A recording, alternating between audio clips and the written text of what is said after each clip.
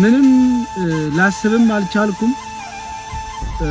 ወደየትም እንደምሄድ ግራ ገብቶኛል።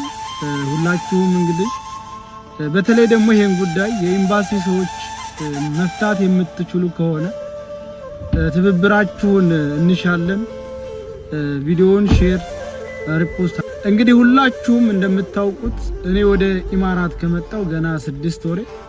በዚህ በ6 ወር ቆይታዬ ስለ ኢማራትም ይሁን ስለ ሀገራችን ስለ ሌላም ሀገር ይሁን ምንም አይነት ፖለቲካዊ ይዘት ያለው ወሬ አውርቼ አላቅም።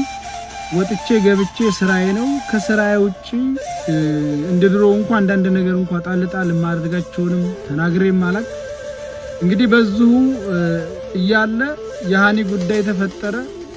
በሃኒ ጉዳይም እንዳያችሁት ሙሉ የኢትዮጵያ ብሔር ብሔረሰብ ጋራ ጉዳዩን ሲናወግዝና በሷ ላይ የተሰራውን ወንጀል ስንቃወም ነበር። በዚህ ሁኔታ ያለ ምንም በማላውቅበት ከአቡዳቢ ጀዋዛት ወይም ደግሞ ከፍተኛ ከደህንነት ቢሮ ተደውሎ ስፖንሰር ጋር እንድትቀርብ ተባልኩኝ። ሰኞ ለታ ስፖንሰር ጋር ቀረብኩኝ። ምንም አይነት ሪዝንም አልነገሩን። ብቻ በተሰጠ የቀን የጊዜ ገደብ ሀገራችንን ለቀህ እንድትወጣ ተብሎ የመኖሪያ ፍቃዴ ካንስል ተደረገ። የመኖሪያ ፍቃዴ ተሰረዘ።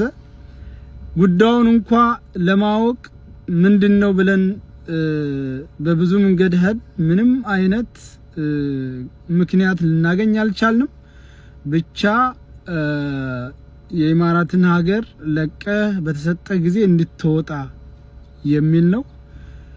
እንግዲህኛ ምንም ነገር ያደረኩትም የለኝ የተናገርኩትም የለኝ። አሁን ምን እንደሚፈጠርም ገና አላወቅኩ። ዝም ብለ ተቀምጫለሁኝ። ምክንያቱም ድንገት ነው ይሄ ነገር የወደቀብኝ።